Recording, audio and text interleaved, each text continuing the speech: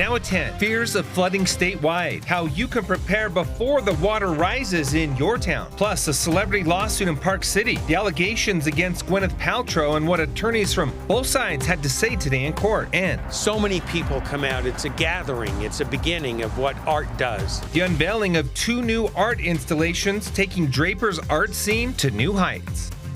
Live from Utah's first TV station, ABC4 News celebrates 75 years. Welcome to ABC4 News at 10. I'm Glenn Mills. And I'm Emily Flores. Thank you for joining us here tonight. We do begin with yet another stretch of wet weather. Here's a look at some incredible aerial video sent in by viewer Dan Vickers. Thank you for this. This is Three Falls Trailhead in Hurricane, getting a great shot of all the water runoff from record-breaking snow that we've received this winter, followed by the heavy rain causing that snow to melt. Well, some wet conditions in southern Utah, where our chief meteorologist Alana Brophy has been reporting live all day long. However, back here at home in the valley, dry conditions, at least for right now.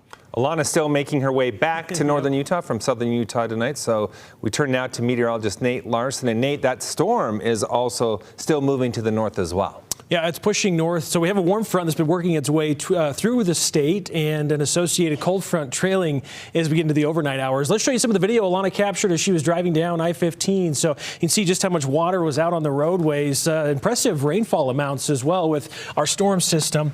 Again, as it started raining early Sunday, we've continued to have waves of moisture move through. Satellite radar showing, again, the warm front working its way into northern Utah. Yeah, now just along the southern portion of the Wasatch Front, Utah Valley. And the cold front, of course, moving in behind it. So even though we're getting a bit of a break and some shower activity across areas of Washington County, there are some snow showers still in the southern mountain areas, and we're seeing light rain and precipitation across the northern areas. We've had some rain fall here at the studio, but again, it's been pretty light, drizzly moisture, as that is typical along a warm front.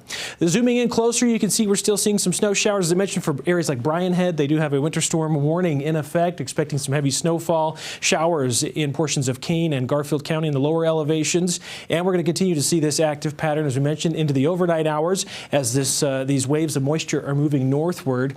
Not seeing a whole lot along the Wasatch Front. Again, a patch of moisture in Utah County and a little bit of shower activity as you head north along I-15 as you get into Davis and Weber counties. Temperature-wise, this is a look from the Colonial Flag shot, of course, here at the studio. You can see the clouds. We're at 36, though, in Logan. Ogden sitting at 43. Good evening. And Salt Lake City as well. St. George, 52 degrees. Provo, 41. We have active conditions out there. Again, moisture potential, still a lot more to come as the storm system continues to work its way through the state, and we've got more lined up behind it as well. Break down how much more snow is in the forecast for for the mountain areas, which have already seen record-setting snow.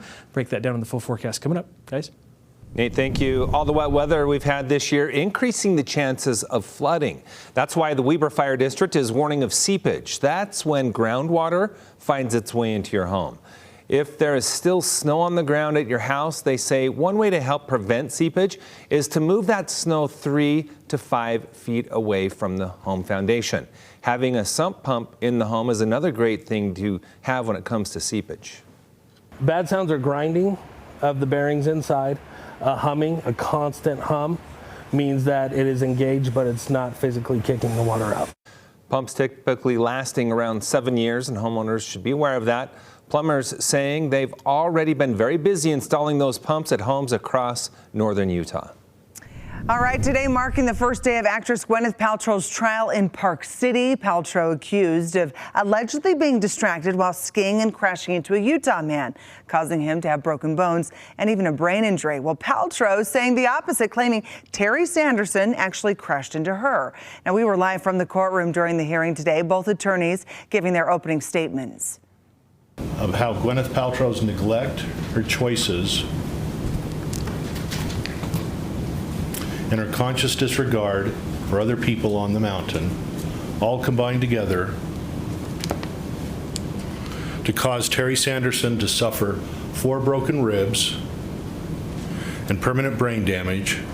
Gwyneth was hurt by Mr. Sanderson's negligence. When he came up behind her, paralleled her, and went. She says she has a prior knee problem. She was worried about it. The trial is expected to run into next week. The jury is set to hear testimony from both Sanderson and Paltrow's families, as well as doctors and a witness to the crash. So be sure to stick with us here at ABC4. We'll be following that trial and bring you the very latest, of course, right here on air, ABC4 News, and always online at abc4.com. This case has a lot of skiers and snowboarders asking, what are the laws when it comes to skiing down mountains in Utah? ABC4's Courtney Johns live in studio with more on what the rules of the mountains are and what can happen if you break them. Courtney. Yeah, experts say a lot of this is common sense, and it's similar to the rules of our roads. For example, whoever is further down the mountain or in front of the skier has the right of way. If I'm skiing down and you're below me and I hit you and hurt you, yeah, I can be held legally liable for that. And my homeowner's insurance will cover me if I hurt you and you assert a claim against me. David Cutt handles catastrophic personal injury and wrongful death cases. He says with the resorts getting more and more people, he's seen more collision cases. He says even with this right-of-way rule, during a lawsuit, it all comes down to if the jurors think the skier acted recklessly. Attorney Clayton Sims says juries often look at things like, was the person skiing on a slope that matched their ability? Were they going extremely fast, or were they skiing too close to other skiers? Sims says Park City has taken this concept a step further by passing their own ordinances involving reckless skiers.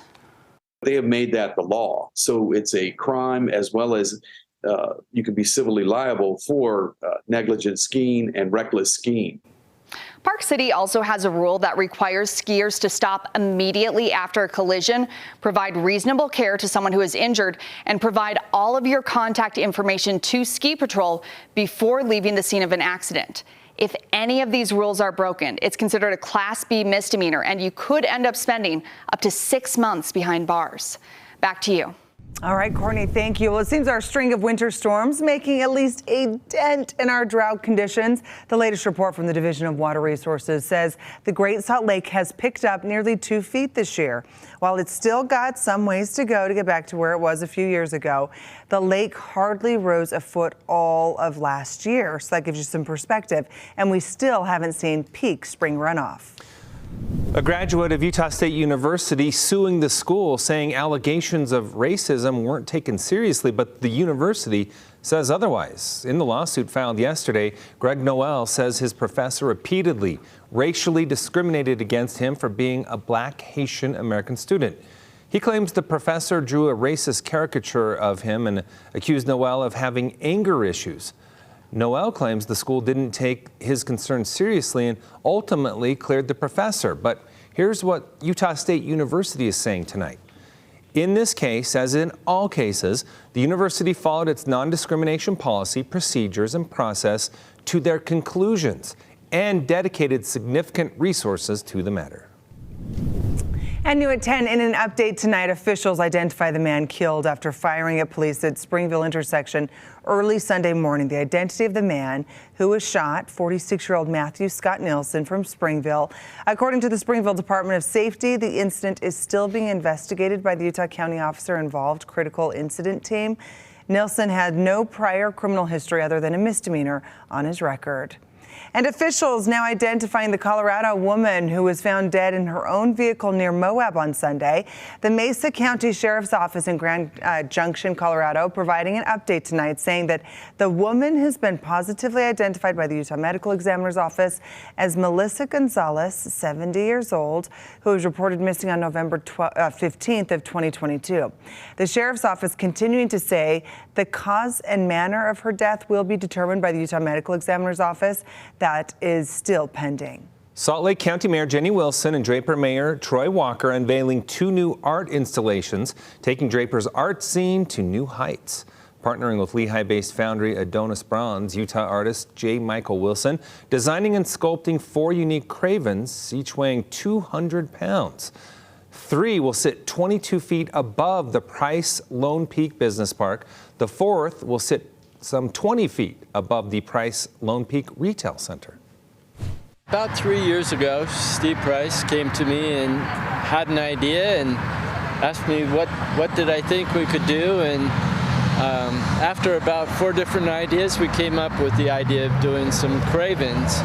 The artist continuing to say that in Native American folklore, cravens bring good luck, so it seemed appropriate to use them for the project. City officials hoping the project will move, motivate, and inspire, adding vibrancy to Draper City.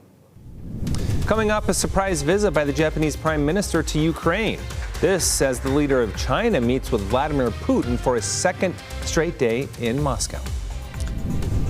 All right, plus we have a live look. This is Bryce Canyon. Boy, snow has been coming down throughout the afternoon. Continues this evening. Winter storm warning in effect. We'll tell you how long it's going to be in effect and how much more snow is going to pile up in our mountain areas.